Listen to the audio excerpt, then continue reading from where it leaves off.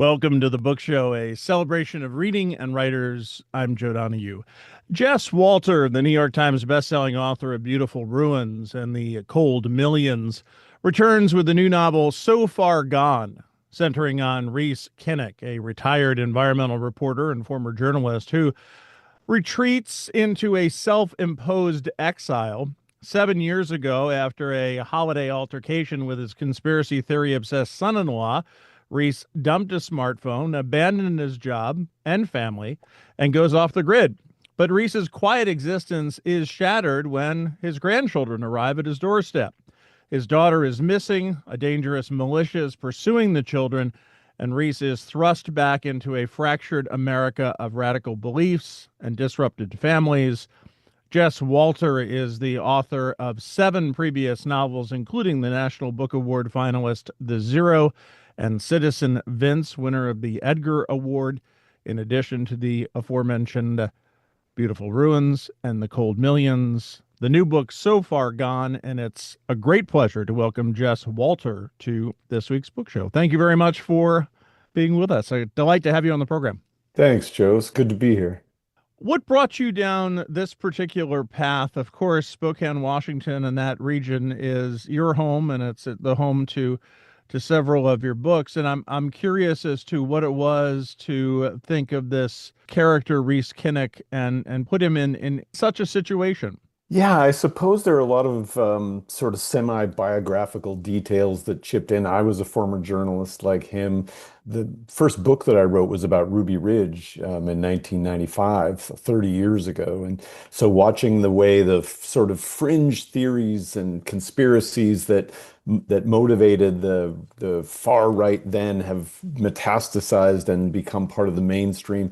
But really, I think the main impulse was that idea of just turning away from the news and how the dread that I think so many people feel. I saw this New Yorker cartoon. It's a car speeding down a highway toward a thing that says "Can't look away," and then there's this off ramp that reads "Had enough." And I felt like a lot of people, I just wanted to turn away from the news in 2023 and 2024 as we sort of lurched back toward where we were in 2016. And so I started with just that premise. What if a guy had thrown his cell phone out the car window and moved off the grid in 2016 and now has to emerge into the world to find out not only are we not in a better place than we were, but we might be worse off. And that was really the beginning point, that sort of daydream of throwing your smartphone out a car window and moving off the grid.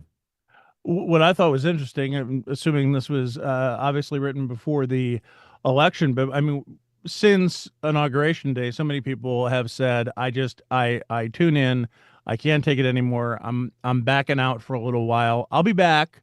But and in public radio, we see this all the time. Our numbers are just, it's like a roller coaster because Yeah. people are in, they check in, and then they check out. So you understand what it is about people that they want to do that. Obviously, this is taking it a bit further and just cutting the ties. Yeah, I wanted to write the most heightened version of that checking out. I think a lot of us have, and for a lot of us, it's healthy. I mean, there were, and this maybe was partly for me in 2023 and 2024. I can be a little bit of a political junkie, so I'm crunching the numbers. What's this precinct in Iowa tell us? But however the election turned out, I knew we weren't done with this period in history. There was a point when I told my agent and my editor, I sure hope reads more like historical fiction than contemporary fiction when it comes out. Instead, it's the moment we still live in. And the other thing that I thought hadn't really been tackled in fiction is I think this is probably not since the 1960s have families been torn apart, friendships rended because of beliefs. We've started to define each other by these terms. You're red, you're blue, you're progressive, you're conservative, you're nationalist. And when we sort of dehumanize that way, it's really hard then to come back together. And so I wanted to look at that issue, and I wanted to do it the way I tend to write fiction, which is in a way that's both comic and hopefully filled with pathos and feeling. Well, it certainly is comic and a lot of really good laughs in this. I have to say, the fact though that you write about politics really without writing about politics because you're writing Yeah. about these characters is really fascinating. It's an interesting approach.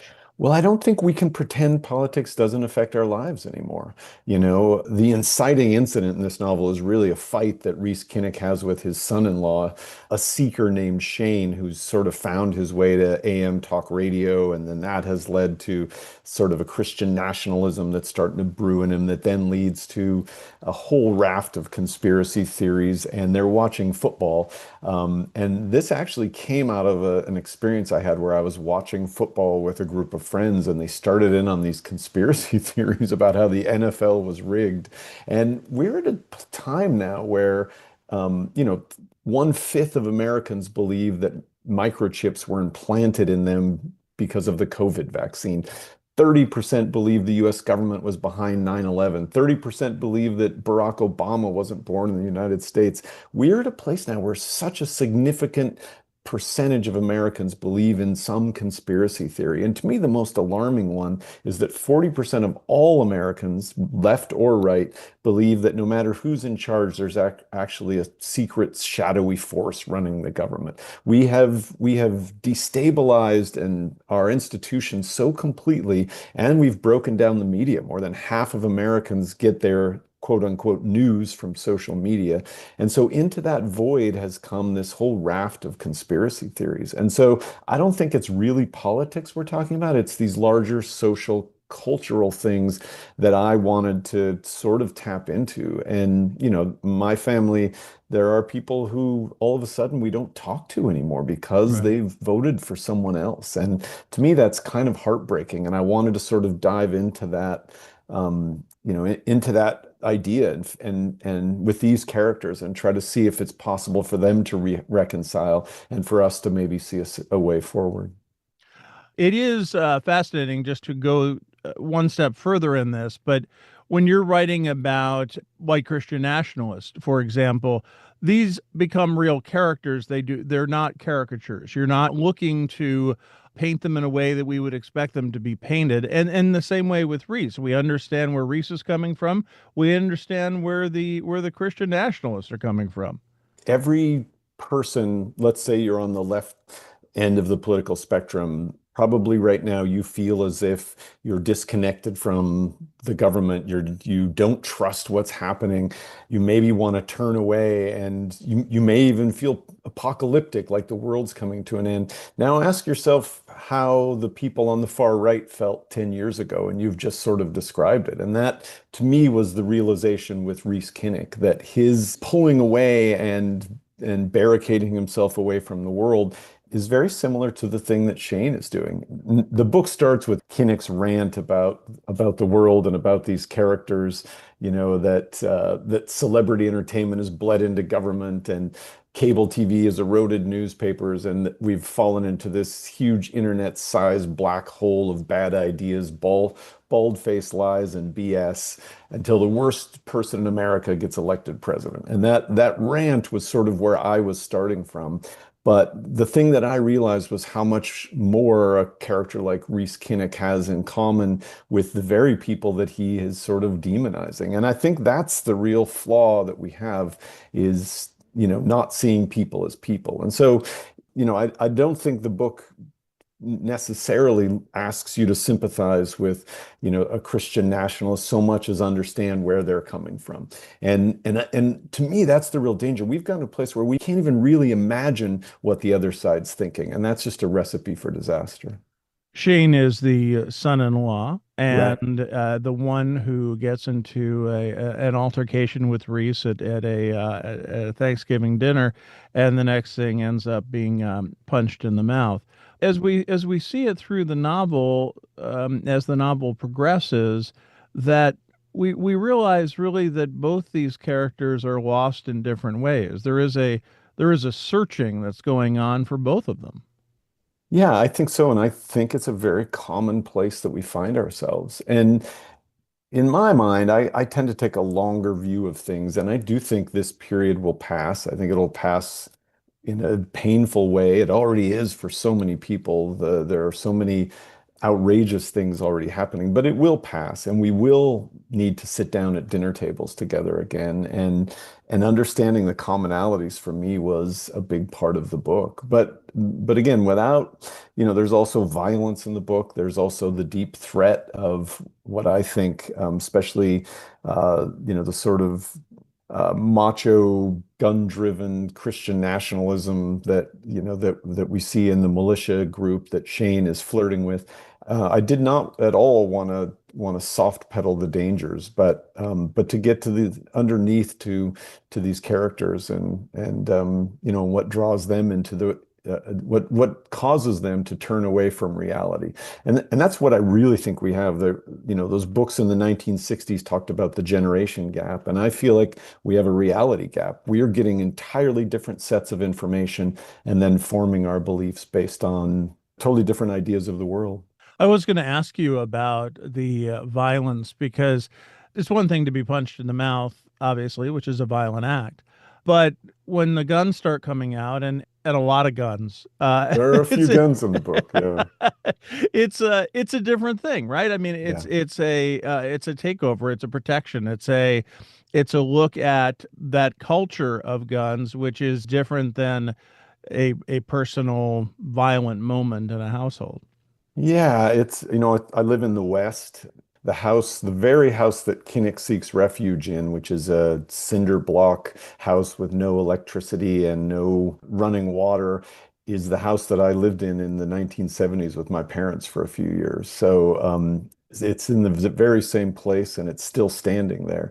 But growing up in the West and growing up, in the country as I did in a very remote house with a cattle rancher grandfather, guns were tools that just were around. And it was a question I asked myself in the novel, which was, how far am I going to go in portraying the potential for violence? And as I said, I don't think it made any sense to look away from that and to imagine that these are all just quirky characters, with their own motivations. There's some danger, there's some real danger here, and people will be hurt. And so I felt like, besides the entertainment value of a gunfight with a white nationalist who's afraid the tire on his pickup is going to get shot out and he's going to have to replace one tire and they won't wear evenly. That's his big concern. Alongside that sort of comical idea, there's a real threat from the fact that we have all of these elements coming together in a society that already has way too many guns.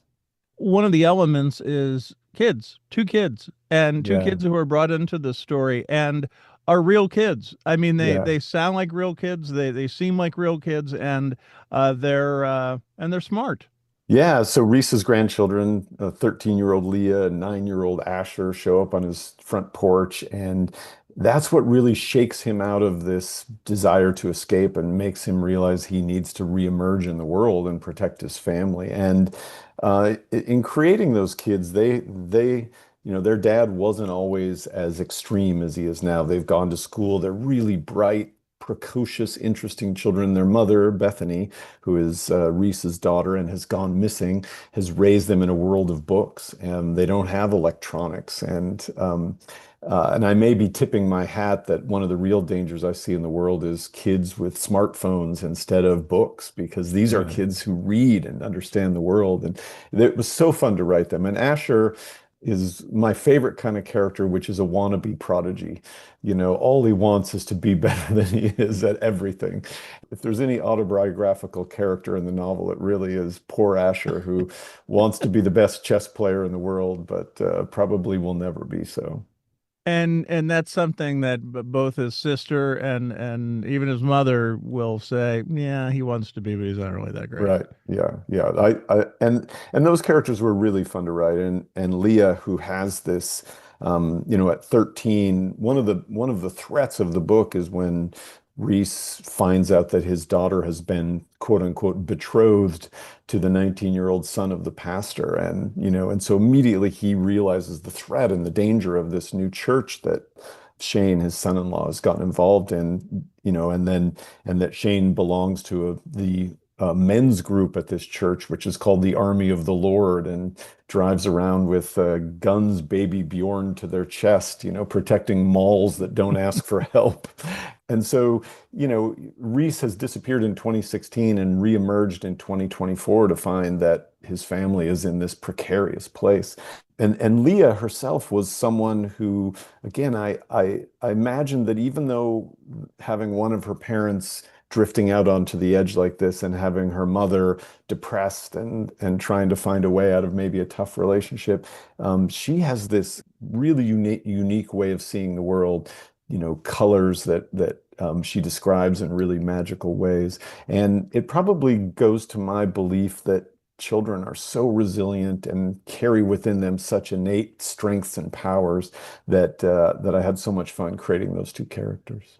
And even though it's been so long since Reese has seen his grandchildren, he sees his daughter and Leah almost immediately. I think it's the shock. So again, this is all on page one, so I'm not giving anything away, but he's two kids are on his doorstep. He's looking through a screen, a dirty screen door, so he doesn't quite recognize them. They're with a woman he doesn't know. He hasn't seen them in 3 years. And so for just a moment, 3.5 years, for just a moment, he doesn't recognize them. And I needed something that would totally shake him out of the world. But when he does recognize them, he's not only seeing his granddaughter, he's seeing in Leah, his daughter Bethany. At the moment, he was probably the closest to his own daughter.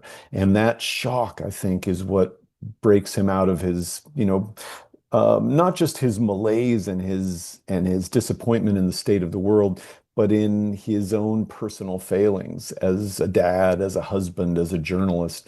And I think it's the other thing you asked about avoiding the didactic and avoiding politics. And the politics always leads to something personal. And I think that's what it leads to with Rhys is this desire to go back and redeem himself as a father and as a human being. Jess Walter is our guest. The name of the new book is So Far Gone. It is published by Harper. Characters that Reese has written about and situations that he has covered come back because these characters who were perhaps a problem in one stage of the world are a problem now in a different stage of the world. I think it's happened to every reporter where you bump into someone that you covered. And this is almost the worst case scenario that Rhys had covered a poacher, a man who would shoot eagles and then sell their tail feathers and their heads. And there is a thriving black market in eagles.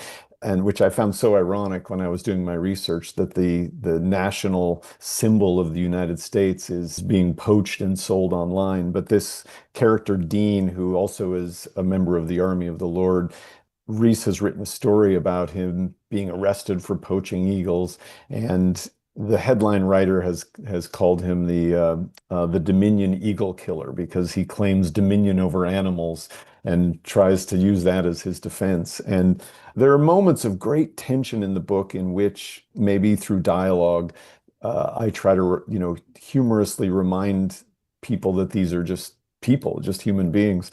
When Rhys has to say, I don't write the headlines, which every newspaper reporter will have had to say at some point, even in a sports story, so and so drops the ball in big game, and it's like you can write the most nuanced story you want, and on the copy desk, someone would put a headline on that would embarrass you. So yeah, that moment happens, and Shane is certainly someone whose interiority I wanted to represent.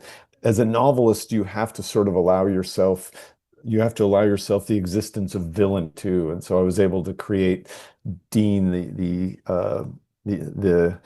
the eagle killer as a character who's just a force of darkness in the book.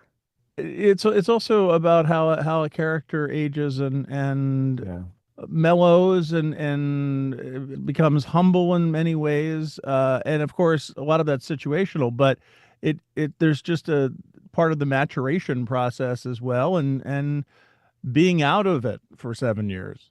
Yeah, I've always thought that humility is the path back from most of our um, wrong turns in life, and I think that's a big step for him. The book is a road trip novel. I'm a big fan of Charles Portis, True Grit, and Dog of the South and Norwood. And like those books, I wanted to write, a sort of wild road trip. And for that, you need sidekicks. So I gave Rhys several sidekicks, a couple of whom are men like him at a certain time in their lives when the world seems to be done with them. And what we do with that, what especially the crisis in men, as the media pronounces it, what we do with the feeling that we don't belong anymore, or that maybe we're the cause of problems, and that's the world these characters are facing as they barrel along trying to help Rhys out of his predicament.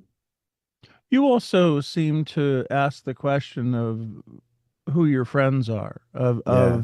who who would you count on, and that it's often hard that we silo ourselves so much sometimes that we don't even know who's around us who is a friend.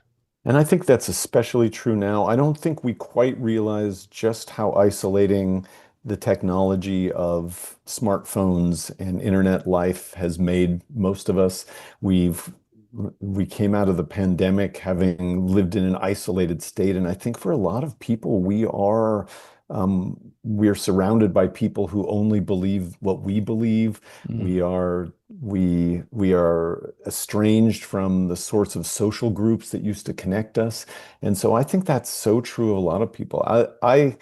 And in building Reese's friendships that he has to kind of rebuild, or the new ones that he makes, there are three real characters, four, I guess. An old friend, Brian, who is a member of the Spokane tribe, and Reese has expressed his love for Brian's wife, common law wife, Joni, and so he's gotten in trouble with maybe the one good friend he had the last few years. And then his ex, a woman named Lucy, who may be the most profane character that her ability to curse is I marveled at even as I was writing her. And then also who gets involved is Lucy's ex, a bipolar retired police detective named Chuck, who was like giving the whole book a shot of adrenaline, putting him in there. And so that the characters that come out that Rhys reconnects with, or that he connects with for the first time, are, to me, were a way of showing, him coming back into the world of human connection again. And even though Bethany has not been off the grid like her father, still has that disconnect and still is rather alone. I don't tend to write books that work toward lessons, but often the process of writing a book reveals to me something that maybe has been boiling under my own surface, and that was that this disconnection that I think we all feel is really dangerous, and Yeah. uh, really has fractured the culture in a way. And there's so many causes. There are, that we have, as a nation, we've been sort of mourning this polarization, the cruelty that we seem to live in now, the dehumanization of migrants, of all sorts of people.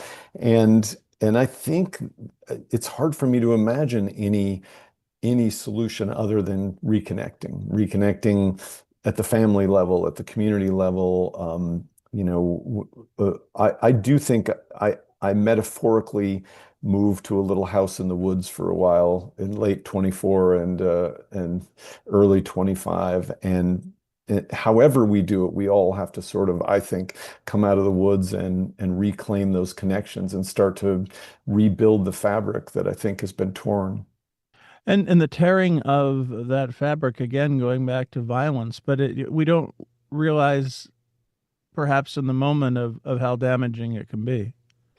No, I don't think we do, and the damage won't be to the people who deserve it, if anyone deserves it. The damage will be to the poorest and the weakest, and Yeah. the people, many of the people who've fallen for misinformation, and so. it's going to take some work, and for me, the process of writing is often starting down a path and then being surprised at the place it takes me. And I think I was surprised to find Rhys and Shane in many ways motivated by the same thing. And so finding a way to imagine what then would bring them back together in the end of the book. And that's what I was writing toward the whole time, but and while also hopefully satisfying all the things that I like to do in books that are entertaining, which is, to write with humor and to write suspense in a way that you're wondering what's going to happen. And surprises, we cross a couple borders in this book into places I think we didn't expect to go. There is a character in this book. It's a minor character, but Jeff is fantastic. Hefe Jeff, yeah, um, yeah, so there are really a couple of set pieces in the book. One is the rampart, which is where the army of the Lord trains, and they have to cross the Idaho border to get to that place where the children have been taken and where there's real danger. And the other place is a music festival in the woods of British Columbia where they encounter a real character who takes people on mushroom rides and is a sort of guided tour of every drug you might want to know. And and Hefe Jeff was again so fun to write. Opening the world up to characters like that is a novelist just they become so fun to write that you're the trick sometimes can be getting them out of the book. They want more real estate than sometimes you can give them. The name of the new novel is So Far Gone, and it is published by Harper. Jess Walter, what a pleasure. It's wonderful to speak to you, and I can't tell you how much I enjoyed this novel as well as your previous work, and it's just a delight to have the opportunity to spend time with you. Thank you, Joe. You too. It's great. Again, Jess Walter's new novel is So Far Gone, published by Harper. Thanks to our producer, Sarah LeDuc. Write to us at book@wamc.org. The latest on National Productions programs is available via the Airwaves newsletter or at wamc.org and on social media at WAMC Radio. Bookmark us for next week. And thanks